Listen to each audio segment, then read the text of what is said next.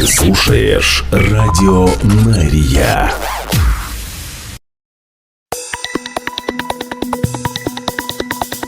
Израильская служба новостей в прямом эфире на Радио Мария. Здравствуйте. Сегодня 27 марта, четверг. Мы начинаем.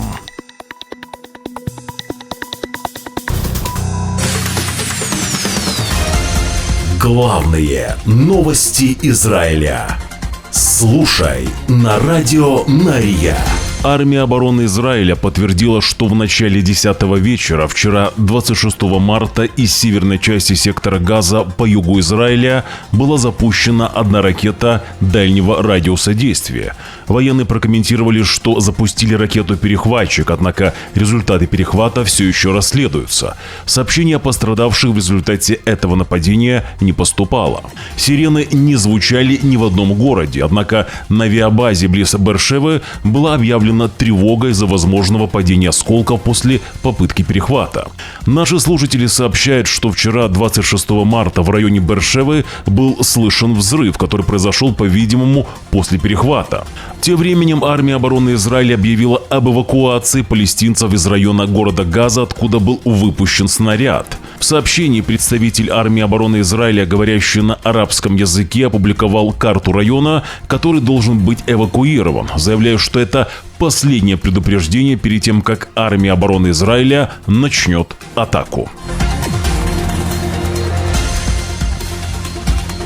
За последние 24 часа армия обороны Израиля начала крупнейшие военные учения с начала войны, имитируя защиту от атак на Северном фронте. Учения проводятся 146-й резервной дивизией и 95-й региональной дивизией «Галилея» совместно с израильскими ВВС, израильскими ВМС и гражданскими властями, включая израильскую полицию, пожарную и спасательную службу, Маген-Давид-Адом и местные отряды самообороны. По данным армии обороны Израиля, учения, которые проходят вдоль границы с Ливаном, отрабатывают несколько сценариев, включая и внезапное нападение на Израиль с территории Ливана. В ходе учений проверяется способность Цаля защищаться от нападений на приграничные поселения и армейские посты, а также имитируется контрнаступление против врага, в том числе и на территории Израиля через границу. Учения проводятся после того, как большинство израильских сил были выведены из Ливана на фоне продолжающегося прекращения огня на севере. Но армия обороны Израиля осталась развернутой на 5 позициях на юге Ливана и продолжает наносить удары по целям Хезболлы, которые представляют угрозу еврейскому государству. Протесты в Израиле против Нетаньягу из-за освобождения заложников продолжаются. Часть протестующих ночует в палатках около Кирии, Министерства обороны Израиля в Тель-Авиве. Там палаточным лагерем руководит мать заложника Матана Зангаукара Эйнав Зангаукар. Ну а другая часть протестующих уже вторую неделю подряд перекрывает дороги около Кнессета в Иерусалиме, не пускает депутатов на заседания, а также прорывается к частной резиденции премьер-министра Нетаньягу. Вчера участники акции протестовали и против судебной реформы. Целый день в Иерусалим приезжали арендованные автобусы с протестующими. На протесте появился и бывший министр военного кабинета Бенни Ганц. Но что-то пошло не так. Ганца встретили скандированием, цитирую, «Позор, иди домой».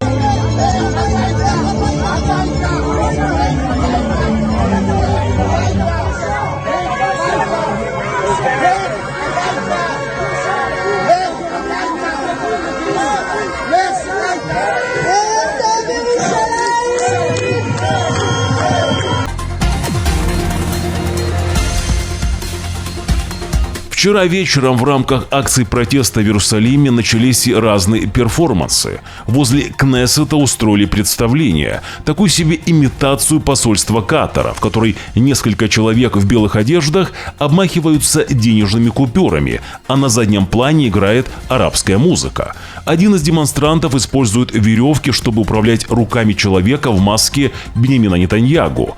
«Добро пожаловать в посольство Катара в Иерусалиме», объявляют участники представления. представление. Напомню, что ранее СМИ сообщили, что премьер-министра Биньямина Нетаньягу якобы дважды предупреждали перед нападением Хамас 7 октября 2023 года о том, что военный глава группировки Мухаммед Дейв присваивал деньги, предоставленные Катаром Газе, якобы с одобрения премьер-министра. Нетаньягу отвергает эти обвинения.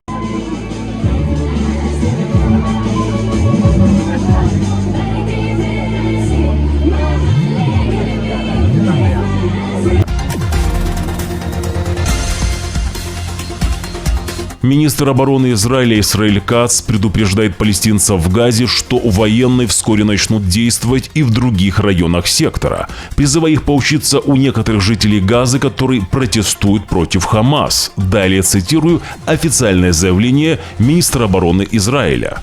Жители Газы, армия обороны Израиля вскоре начнет интенсивные операции в дополнительных районах Газы, и вам придется эвакуироваться из зоны боевых действий для вашей же безопасности, говорится в сообщении Исраэля Каца. Планы готовы и одобрены. Хамас рискует вашей жизнью и заставит вас потерять свои дома и все больше и больше земли, которая будет добавлена к израильскому оборонительному массиву, говорит Кац, имея в виду расширяющуюся буферную зону вдоль границы с Газой. Вы должны требовать удаления Хамас из Газы и немедленного освобождения всех израильских заложников. Это единственный способ остановить войну, добавляет министр обороны Израиля Исраэль Кац. В это же время в Газе десятки жителей района Шеджая приняли участие в акции протеста против правления Хамас. Они жгли покрышки и скандировали «Хамас, уходи!». Это уже второй день протестов против Хамас в Газе. Подобные протесты в прошлом случались крайне редко. Но не все верят в искренность этих протестов. На видео, которое попадает в сеть, видно, что молодые люди, которые участвуют в этом протесте, идут и смеются во время марша.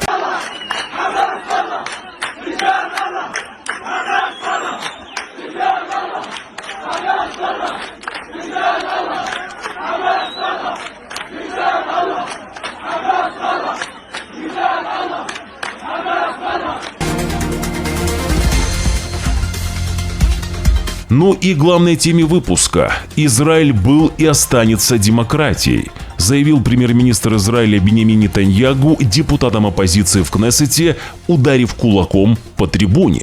Премьер-министр выступил против подстрекательства в отношении избранных должностных лиц, в то время как члены оппозиции кричат на главу правительства. בד בבד אנחנו משנים את פני המזרח התיכון. פירקנו חלקים גדולים מציר הרשע. זו הממשלה שאתם טוענים שלא עשה כלום. אנחנו עושים דברים שאף ממשלה בתולדות ישראל לא עשתה. אנחנו משנים את פני המזרח התיכון. אנחנו פירקנו חלקים גדולים מציר הרשע. אנחנו חיסלנו רבי מרצחים. אנחנו חיסלנו עשרות אלפי מחבלים והשמדנו אין סוף תשתיות טרור.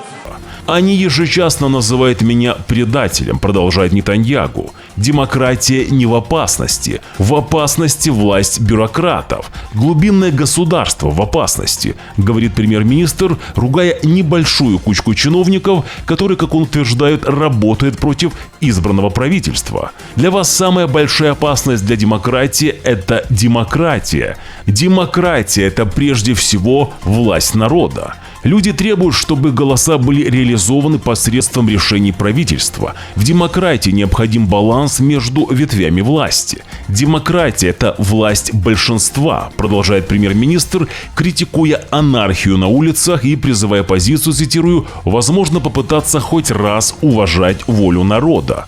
Это не означает, что у правительства неограниченная власть, но не может быть, чтобы у правительства была нулевая власть. Демонстрации разрешены, но мы видим ваши демонстрации, ваши блокпосты, ваши костры, ваши нападения на сотрудников полиции, уже не говоря о прямых угрозах лишить жизни премьер-министра и его семью, а также других избранных должностных лиц, заявляет премьер-министр Израиля. Говоря о продолжающейся войне против Хамас, Нетаньягу комментирует, что боевые действия в Газе продолжатся. Чем больше Хамас будет упорствовать в своем нежелании освободить наших заложников, тем сильнее будет наше давление. И я говорю Хамас. Это включает в себя захват территории, это включает в себя другие вещи, которые я не буду здесь перечислять. Завершая свое выступление, премьер-министр Нетаньяху еще раз обратился к оппозиции и сказал: «Нас ничто не остановит и не устрашит. Тирания небольшого меньшинства не восторжествует над волей большинства», заявил премьер-министр Израиля Биньямин Нетаньяху. Далее к другим событиям. Гражданка Израиля была осуждена по обвинению в шпионаже в пользу Ирана после того, как Высший суд отменил предыдущее решение окружного суда, которое сняло с нее обвинение. Женщину обвинили в поддерживании связи с иранским агентом в период с 2014 по 2018 год и предоставлении ему информации, включая фотографирование различных мест в Израиле. Иранский агент представился женщине иранским холостяком, который интересуется иудаизмом. Но, по словам прокуроров, женщина подозревала, что он работает на режим Тегерана. В 2023 году окружной суд Иерусалима признал женщину виновной в контактах с иранским агентом, но позже снял с нее обвинение в передаче информации, которая могла быть полезна врагу. Добавлю, что это дело было одним из нескольких связанных с данным агентом, которые привели к обвинениям против и других нескольких граждан Израиля. Уже через несколько секунд мы продолжим главные новости Израиля. Призываю вас подписаться на наш официальный телеграм-канал. Ссылка на наш телеграм-канал будет в первом закрепленном комментарии под этим видео. Также, если вы смотрите нас по телевизору, отсканируйте QR-код на ваших экранах. А мы продолжаем главные новости Израиля. Полиция Израиля обращается к гражданам с просьбой о помощи в розыске 17-летней Ширель Сол-Хазизы из Реховата. 14 февраля ее видели в Иерусалиме. С тех пор она пропала. Приметы пропавшей: рост 1,55 м, стройного телосложения, темные волосы. Все, кому что-либо известно о пропавшей Ширель Сол-Хазиз из Реховата, позвоните в полицию Израиля по номеру 100 или же по телефону 08 937 15 00. Новый обман русскоговорящих граждан Израиля. Пострадали десятки пожилых людей, но мошенника полиция смогла задержать. Подробнее об этом расскажет пресс-секретарь полиции Израиля майор Михаил Зингерман. На протяжении последних нескольких недель подразделение полиции Тель-Авива «Яркон» вело интенсивное следствие по делу о мошенничестве против русскоязычных пожилых граждан. В результате следственных и оперативных действий следователи полицейские Тель-Авивской полиции сумели выйти на подозреваемого, который совершал эти преступные действия и тем самым выманил мошенническим путем у пожилых русскоязычных граждан десятки тысяч шекелей. Сегодня в результате оперативной работы он был арестован в Бат-Яме на его квартире. Во время обыска были найдены кредитные карточки пожилых людей, которые стали жертвами подозреваемого. Было найдено огромное количество тысячи шекелей наличными. Подозреваемый был переведен на следствие в отделении полиции «Яркон». И завтра он будет доставлен в мировой суд для продления ареста. Внимание! Важная информация! В ночь на пятницу, 28 марта, Израиль переходит на летнее время. В ночь с четверга на пятницу в 2 часа ночи стрелки часов нужно перевести на 1 час вперед, то есть в 2 часа ночи уже будет 3 часа. Летнее время продлится до 26 октября 2025 года. Большинство смартфонов в израильском сегменте мобильных операторов переведут время автоматически. Нашей радиостанции нужна ваша поддержка. Поддержать радио на РИА вы можете прямо сейчас. Подпишитесь на наш YouTube-канал, нажмите на кнопку «Подписаться». Также под видео нажмите на палец вверх, если видео вам понравилось. Если не понравилось, нажмите на палец вниз. Обязательно оставьте свой комментарий. Благодарность и нашим спонсорам. Их имена сейчас на ваших экранах. Израильская служба новостей желает вам хорошего дня. Уже завтра, в пятницу, 28 марта, в 6 часов утра по Иерусалиму, мы снова в прямом эфире. Вы должны знать правду. До встречи.